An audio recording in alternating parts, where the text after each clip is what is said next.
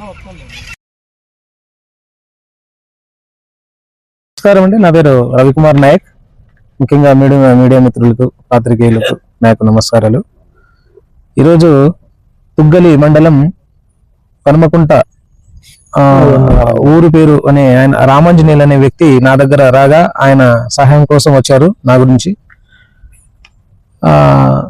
రామాంజనేయులు అనే రైతు నా దగ్గర సహాయం కోసం వచ్చారు. ఏమైందంటే ఎస్పీ ఆఫీస్ దగ్గర పిలుచుకొని వెళ్ళి ఈయన సమస్య చెప్పగా అప్పుడు అర్థమైంది నాకు. ఈయన సాధారణ రైతు, పాపం లక్షలు పెట్టుబడి పెట్టి ఈరోజు ఎవరికి అమ్ముకుండే పరిస్థితి, అమ్ముకున్న తర్వాత డబ్బులు కూడా రాలేని పరిస్థితి అయింది. ముఖ్యంగా మా కమ్యూనిటీకి చెందిన వ్యక్తి ఇక్కడ రవిప్రకాష్ నాయక్ అని చెప్పేసి మామూలు కమిషన్ వ్యాపారి. ఈ వ్యాపారం చేస్తుండగా ఆయన మధ్యలో శ్రీకాంత్ నాయుడు అనే వ్యక్తికి కమిషన్ తో ఈ అబ్బాయి అమ్మడం జరిగింది. ఆ కాయలు 20 టన్నుల 5 కేజీలు చిల్లర.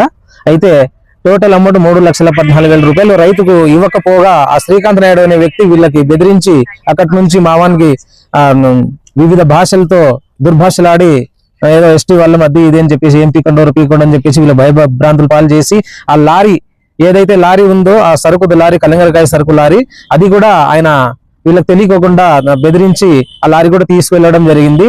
కాగా వీళ్ళు ఆ సమయంలోనే రూరల్ పోలీస్ స్టేషన్ దగ్గర పోయి కేసు పెట్టడానికి రాగా అక్కడ సిఐ గారు లేక మళ్ళీ రిటర్న్ బ్యాక్ వచ్చి ఈ రోజు ముఖ్యంగా ఎస్పీ గారి దగ్గర వీళ్ళు పిలుచుకొని వెళ్ళి ఇది ఏదైతే కంప్లైంట్ దారులు ఉన్నారో వీళ్ళిద్దరు పిలుచుకొని వెళ్ళాను. ఎస్పీ సార్ గారు కూడా స్పందించి న్యాయం చేస్తామని ఈరోజు ఒప్పుకోవడం జరిగింది. కాబట్టి వీళ్ళకి దయచేసి అదే విధంగా దుర్భాషలాడినటువంటి మా ఎస్టీ అబ్బాయి మీద శ్రీకాంత్ నాయుడు అనే వ్యక్తికి ఎస్టీ అట్రాసిటీ కేసు నమోదు చేసి అది ఏదైతే రైతు సొమ్ము ఉందో ఆ 3,14,000 చిల్లర ఏదైతే అతనితో రాబట్టి రైతుకు న్యాయం చేయవలసిందిగా కోరుతున్నాను. రవిప్రకాష్ నాయక్ అండి. ఈ అన్న పేరు రామాంజనేయులు, రైతు కలింగర. ఇతని దగ్గర నేను 20 టన్నులు కలింగర కొన్నాను. అది నేను వేరే వ్యక్తి శ్రీకాంత్ నాయుడు అనే వ్యక్తికి అమ్మడం జరిగింది. అతను కాటాగా వెళ్ళినప్పుడు నా కాటా చీటీ పంపి అమౌంట్ వేస్తానన్నాడు.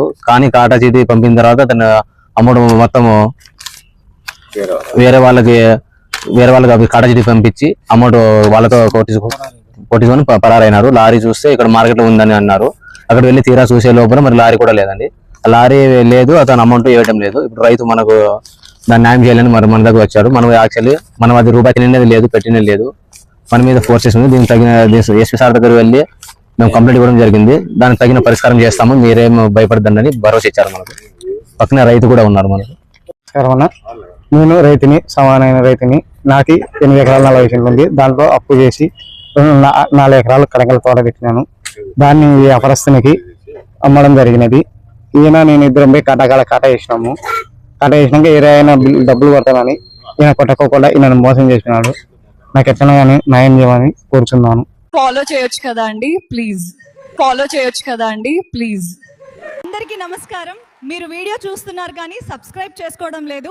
సబ్స్క్రైబ్ చేసుకోండి, మాకు సపోర్ట్ చేయండి.